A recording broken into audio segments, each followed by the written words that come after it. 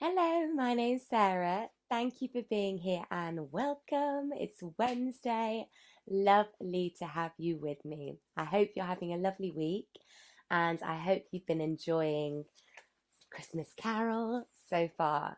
So, if you do need to catch up on any of the videos, all the videos so far are on my channel.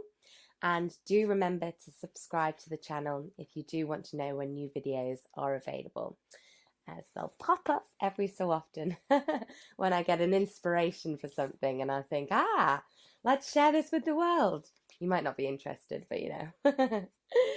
So I'm going to start with Christmas Carol today. And we are now at stage 3, which is the second of the 3 spirits. So last time we left our buddy Scrooge, and he was with the ghost of Christmas past. So he's been to see all of his past, and now he is at the stage where he's meeting the second of the spirits. So get yourselves comfy, as always, and hopefully you enjoy. Stage 3, the second of the 3 spirits.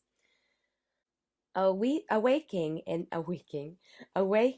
the middle of a very tough snore, and sitting up in bed to get his thoughts together, Scrooge had no occasion to be told that the bell was again upon the stroke of 1.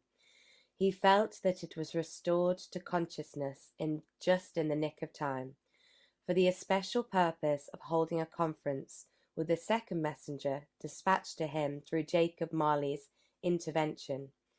But finding that he turned uncomfortably cold when he began to wonder which of his curtains this new spectre would draw back, he put them every one aside with his own hands, and lying down again, established a sharp look out around the bed, for he wished to challenge the spirit on the moment of its appearance, and did not wish to be taken by surprise and made nervous.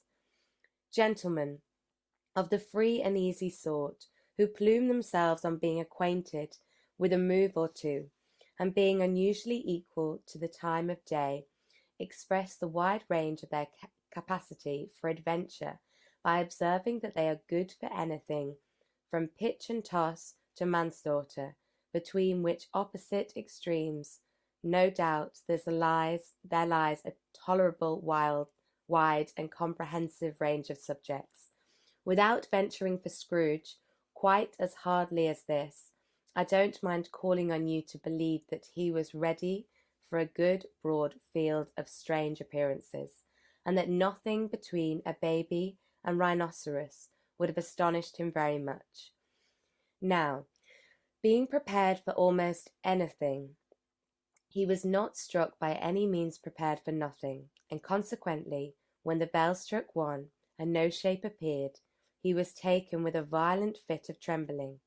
5 minutes, 10 minutes, a quarter of an hour went by, and yet nothing came.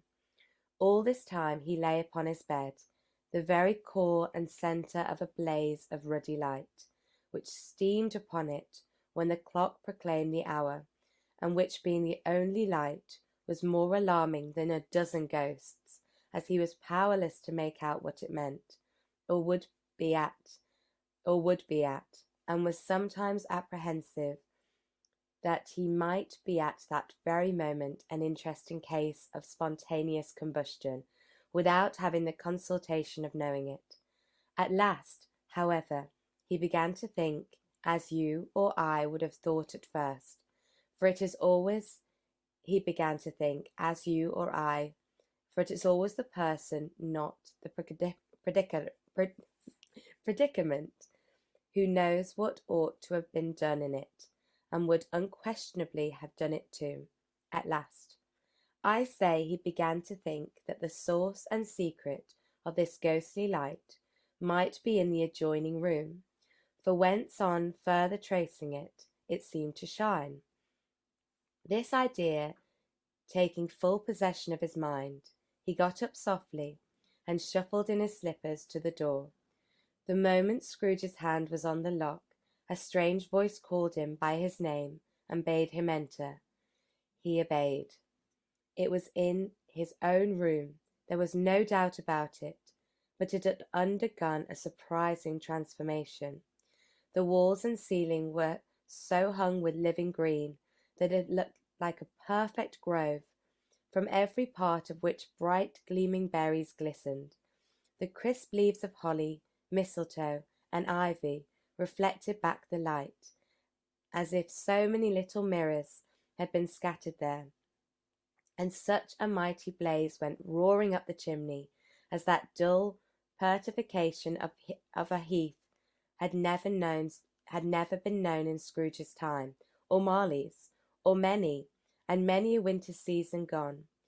Heaped up on the floor to form a kind of throne were turkeys, geese, game, poultry, brawn, great joints of meat, sucking pigs, long wreaths of sausages, mince pies, plum puddings, barrels of oysters, red-hot chestnuts, cherry-cheeked apples, juicy oranges, luscious pears, immense 12 cakes, and seething bowls of punch that made the chamber dim with their delicious steam. In easy state upon this couch there sat a jolly giant glorious to see, who bore a glowing torch, in shape not unlike Plenty's horn, and held it up, high up, to shed its light on Scrooge, as he came peeping round the door. "Come in!" exclaimed the ghost. "Come in and know me better, man." Scrooge entered timidly, and hung his head before this spirit. He was not the dodged Scrooge he had been, and though the spirit's eyes were clear and kind, he did not like to meet them. "I am the ghost of Christmas Present," said the spirit. "Look upon me." Scrooge reverently did so. It was clothed in one simple green robe or mantle, bordered with white fur. This garment hung so loosely on the figure that its capacious breast was bare, as if disdaining to be warded or concealed by any artifice. Its feet, observable behind the ample folds of the garment, were also bare, and on its head it wore no other covering than a holly wreath set here and there with shining icicles. Its dark brown curls were long and free as its genial face, its sparkling eye, its open hand, its cheery voice, its unconstrained demeanour, and its joyful air. Girdled round its middle was an antique scabbard, but no sword was in it, and the ancient sheath was eaten up with rust. Scrooge's third visitor. "You have never seen the like of me before," exclaimed the spirit. "Never," Scrooge made answer to it. "Have never walked forth with the younger members of my family, meaning, for I am very young, my elder brothers born these later years," pursued the phantom. "I don't think I have," said Scrooge. "I'm afraid I have not. Have you had many brothers, spirit?" "More than 1800, said the ghost. "Whew! A tremendous family to provide for," muttered Scrooge. The ghost of Christmas Present rose. "Spirit," said Scrooge, submissively, "conduct me where you will. I went forth last night on compulsion, and I learnt a lesson which is working now. To-night, if you have aught to teach me, let me profit by it. Touch my robe." Scrooge did as he was told, and he held it fast. Holly, mistletoe, red berries, ivy, turkeys, geese, game, poultry, brawn, meat, pigs, sausages, oysters, pies, puddings, fruit, and punch, all vanished instantly. So did the room, the fire, the ruddy glow, the hour of the night, and they stood in the city streets on Christmas morning, where, for the weather was severe, the people made rough but brisk and not unpleasant kind of music, in scraping the snow from the pavement in front of their dwellings, and from the tops of their houses, whence it was a mad delight to the boys to see it, come plumping down into the road below, and spitting into artificial little snowstorms. The house fronts looked black enough, and the windows blacker, contrasting with the smooth white sheet of snow upon the roofs, and with the dirtier snow upon the ground, which last deposit had been ploughed up in deep furrows by the heavy wheels of carts and wagons, furrows that crossed and recrossed each other hundreds of times, where the great streets branched off and made intrinsic channels hard to trace in the thick yellow mud and icy water. The sky was gloomy, and the shortest streets were choked with a dingy mist, half thawed, half frozen, whose heavier particles descended in the shower of sooty atoms, as if all the chimneys in Great Britain had, by one consent, caught fire, and were blazing away to their dear hearts' content. There was nothing very cheerful in the climate of the town, and yet there was an air of cheerfulness abroad that clearest summer air, and brightest summer sun, might have endeavoured to diffuse in vain.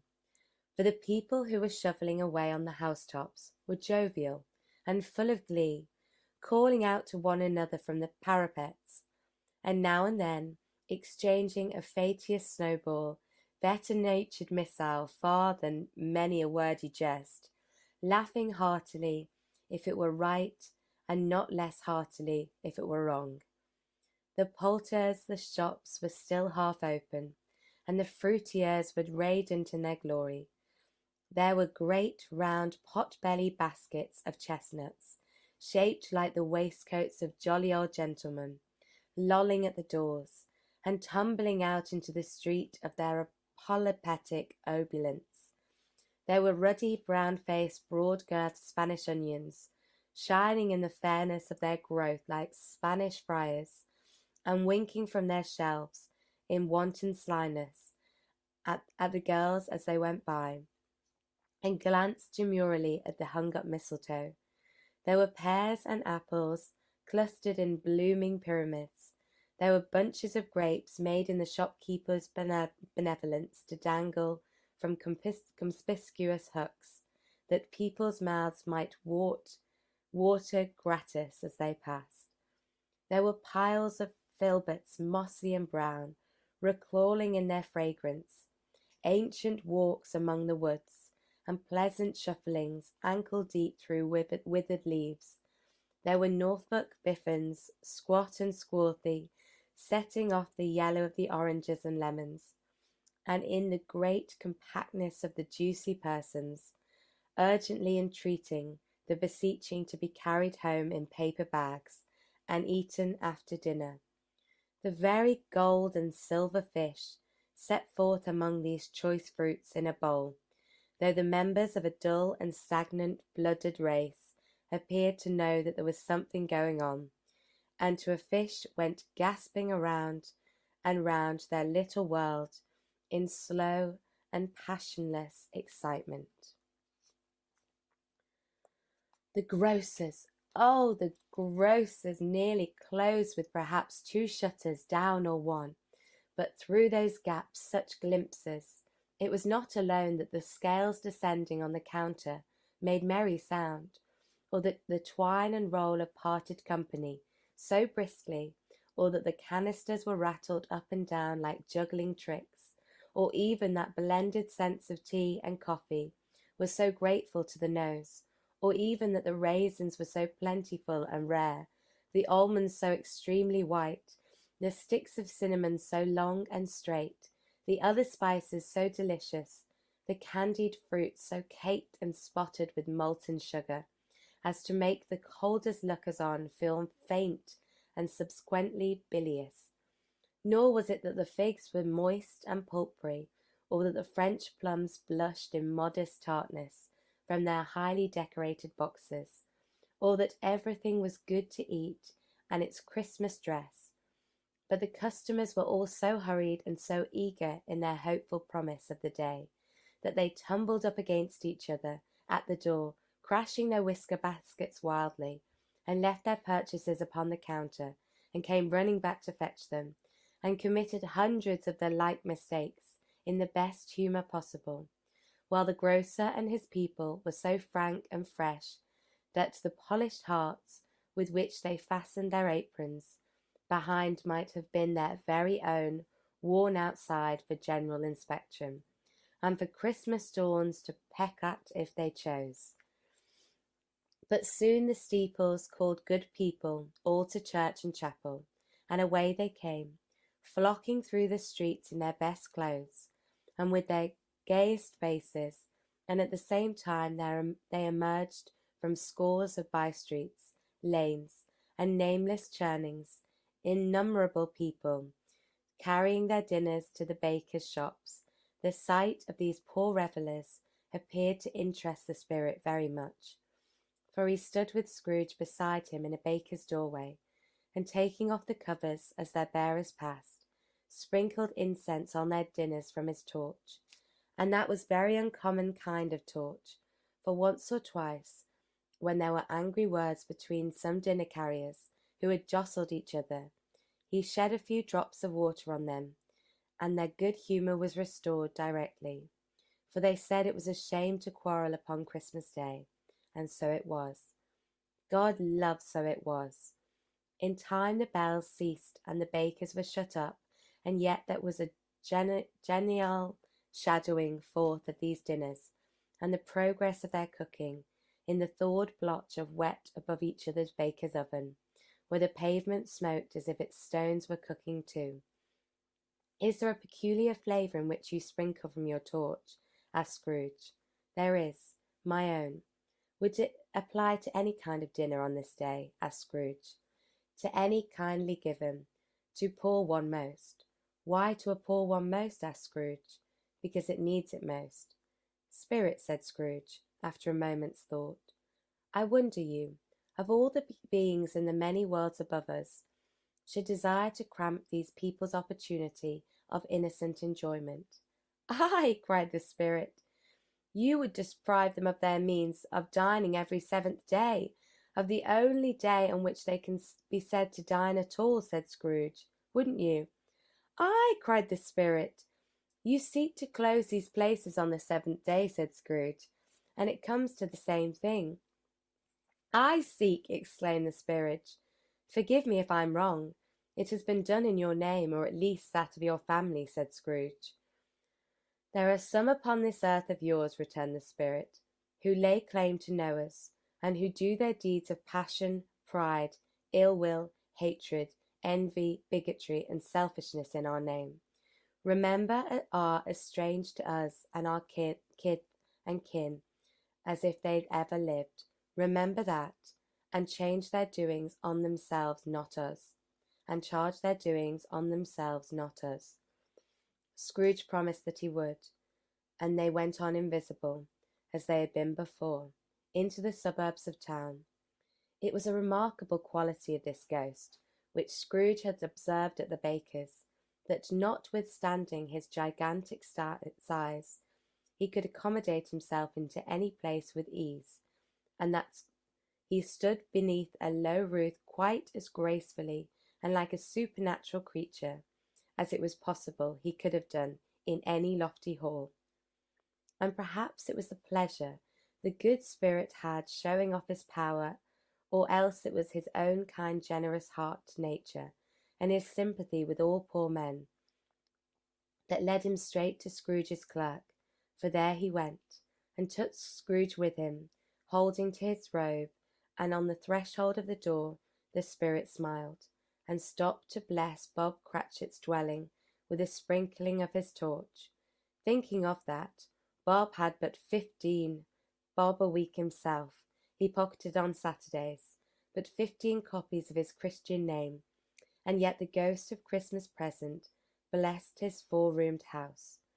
Then upon rose Mrs. Cratchit, Cratchit's wife, dressed out but poorly in a twice-turned gown, but brave in ribbons which are cheap and make a goodly show for sixpence, and she laid the cloth, assisted by Belinda Cratchit, second of her daughters, and brave in ribbons, while Master Peter Cratchit plunged a fork into the saucepan of potatoes, and getting the corners of the monstrosity of a shirt collar, Bob's private property, conferred upon his son an heir in honour of the day, into his mouth, rejoiced to find himself so gallantly attired, and yearned to show his fine linen in the fashionable parks, and now 2 smaller Cratchits, boy and a girl, came tearing in, screaming that outside the baker's they had smelt the goose, and known it for their own, and basking in luxurious thoughts of sage and onion,